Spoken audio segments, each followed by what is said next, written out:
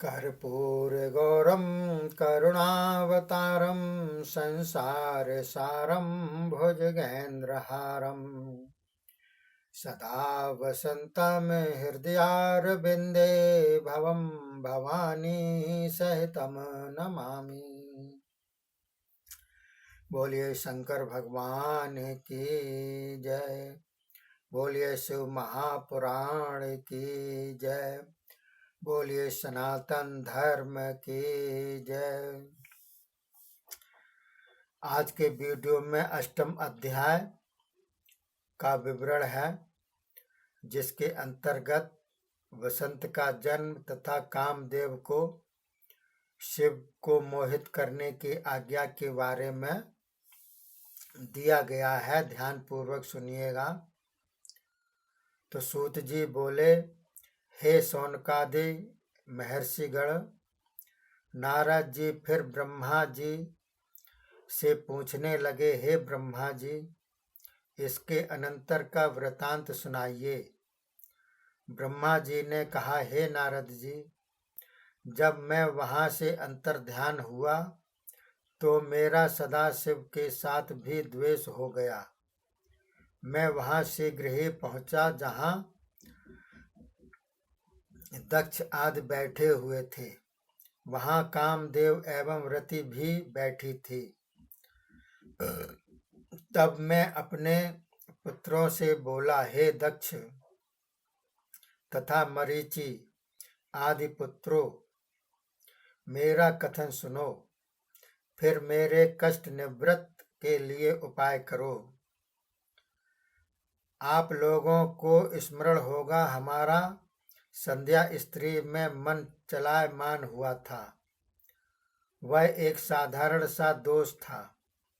उसी के कारण शंकर ने आकर हमें धिक्कारा और हम सबको बड़े बड़े दुर्वचन कहे। यही दुख मुझे सता रहा है। मेरा मन तो थोड़ी देर के लिए भी शांत नहीं होता। अब हम सब यही उपाय करें जिससे शिव स्त्री को प्राप्त करें। मैं स्त्री की इच्छा वाला था। मेरी आकर सबने निंदा की। मैं भी देखना चाहता हूँ वह अब क्या करते हैं। उनके हृदय को आकर्षित करने वाले त्रिलोकी भर में कोई स्त्री नहीं दिखाई देती जो सदा शिव को योग मार्ग से हटाकर अपने में मोहित कर दे। अतः स्त्री की बात तो अलग रही, किंतु हम चाहते हैं उनका मन स्त्री के लिए लालायित अवश्य हो। इस प्रकार के काम को तो कामदेव ही कर सकते हैं। काम को ही शिव को मोहित करने की शक्ति है। वैसे तो शिव ऐसे योगी हैं कि स्त्रियों का नाम तक भी कानों में नहीं आने देते। कामदेव क्या मोहित कर सकेंगे। पृथ्वी पर माया से उत्पन्न कुछ राक्षस भी जन्मेंगे। कुछ तो विष्णु को माया से, कुछ शिव की माया से। वे सभी के सभी एकांत विरागी, संसार से विमुख, केवल शिव को मानने वाले होंगे, अन्य किसी को नहीं। ब्रह्मा जी ने इतना कहकर अपने पुत्रों की ओर देखा। फिर रति के साथ कामदेव को आज्ञा की, हे कामदेव, तुम मुझे सब पुत्रों से अधिक प्रिय हो एवं मुझे सुख देने वाले हो। अपनी पति रति को पाकर उसके साथ अत्यंत शोभायमान हो रहे हो। तुम तो जगत भर में सबसे उच्च ध्वजा एवं विश्व केतु होगे।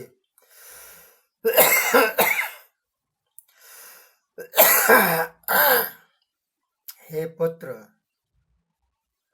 इस समय जगत के कल्याण के लिए तुम जाकर शिव का मन मोहित कर दो। जिससे शिव शीघ्र ही विवाह करें। केवल तुम ही उन्हें मोहित कर सकते हो।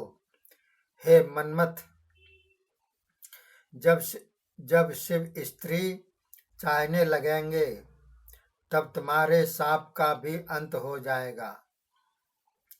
अतएव अपनी स्त्री को भी साथ लेकर तुम वहां जाओ और शिव को मोहित करो।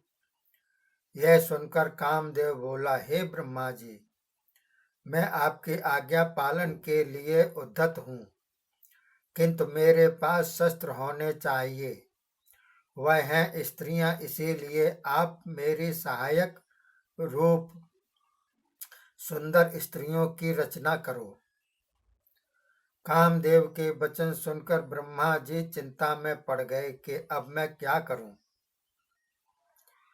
किस उपाय से शिव मोहित होंगे, इसी चिंता में ब्रह्मा जी ने सांस ली तो उसी श्वासु वायु के साथ ही पुष्पों से शोभायमान वसंत उत्पन्न हो गया, जो सब प्रकार से मनमोहक, सारे अंग उपांगों से सर्व लक्षणों करके सुंदर था। वह देखने में कामवर्धक था। उसके अनंतर पुष्प समूह उत्पन्न होने लगे और वे विकसित होकर बहुत सुंदर लगने लगे। वायु भी परम सुगंधित होकर चल उठी। सैकड़ों कोयलें मधुर ताने छेड़ने लगीं। कमलों के अनेक प्रकार के पुष्प खिल उठे। सरोवर के जल निर्मल हो गए। इस प्रकार की शोभा संपन्न बसंत मूर्ति को देखकर ब्रह्मा जी बोले,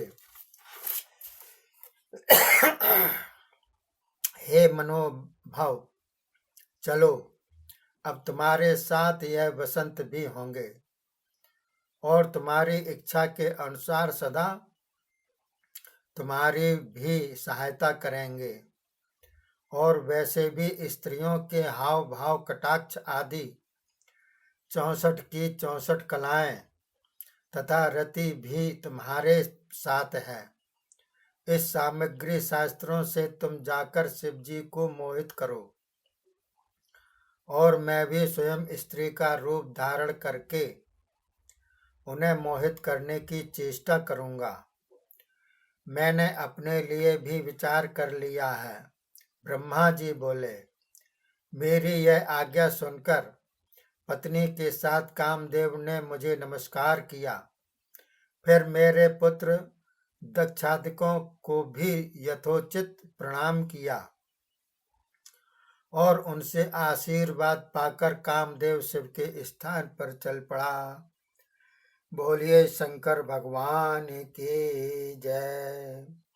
बोलिए शिव महापुराण की जय। बोलिए सनातन धर्म की जय। हर हर हर महादेव। ये आपका अध्याय समाप्त होता है। 9वें अध्याय में कामदेव का शिव को मोहित करने का प्रयत्न इस विषय में बतलाया गया है। तब तक के लिए आप जो है श्रवण कीजिएगा शिव महापुराण। तब तक के लिए धन्यवाद। जय हिंद, जय भारत।